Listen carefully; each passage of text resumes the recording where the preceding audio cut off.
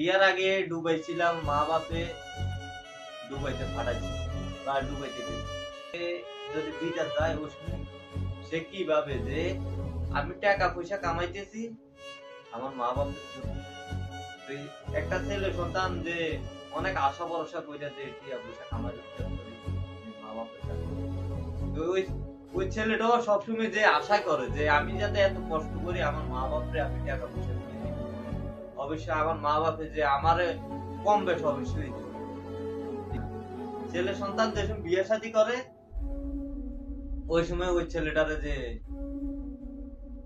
ভাবে কি সে এখন দুশ্মনে গেছে, যে পরের মাইয়ার কথা শুনে ও পরের মাইয়া যেটা কয় এটা শুনে, মা বাপে যেটা বলে এটা শুনে না। কিন্তু মা বাপে আমি মা বাপের কাছে একটাই বলি যে কিছু কিছু মা বাপ আছে নিজের মেয়েটাকে মানে খুবই আগলায় যায়, পরের পুতুর বোর্ডারে যে আগলায় রাখতে তাদের কষ্ট হয়। কাহিনী আজকে দীর্ঘ 5 বছর ধরে যে সৌদি আরব কইলেন, সৌদি আরবে কিছু কিছু ক্ষেত্রে এই রোজার মাস আসলে অনেক হোটেল আছে যে মানে রোজার উপলক্ষে যে হোটেল বন্ধ রাখে। কিছু কিছু মালিকে হয়তো টিয়া পয়সা দেয়, কিছু কিছু মালিক টিয়া পয়সা দেয়। আমাদের টিয়া পয়সা দেয় না, আমাদের হলো কাজ কাজ মাস করে টিয়া দিব, কাজ মাস না করে টিয়া দিব। সৌদি আরবে যারা আছে অবশ্যই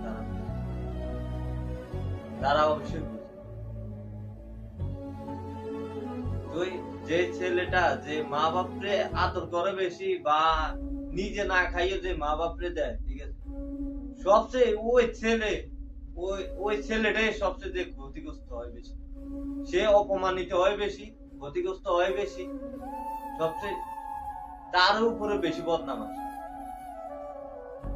ওই আমার মাও কোনো আমার রিজিক তৈরি করে নাই, আমার বাপও কোনো আমার রিজিক তৈরি করে নাই।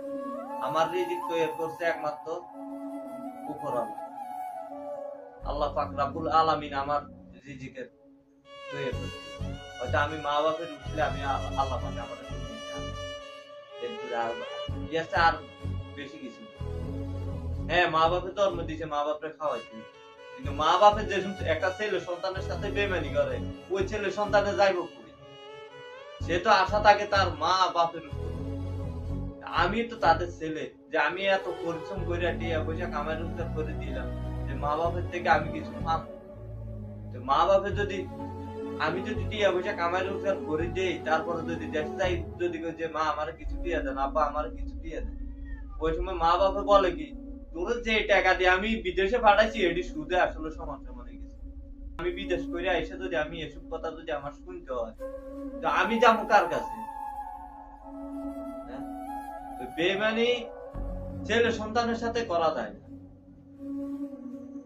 বাপে যদি ছেলে সন্তানের সাথে বেমানি করে, মা যদি ছেলে সন্তানের সাথে বেমানি করে, তো ওই ছেলে সন্তান যাইব কই?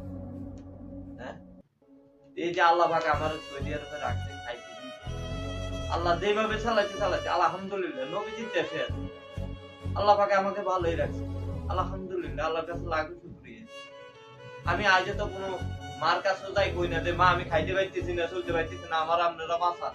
বাবারাও কোনোদিন কই না যে বাবা আমি তো খাইতে পারতেছি না, চলতে পারতেছি না, আপনি আমার বাঁচান। কেন এইসব কথা শুনতে হয়?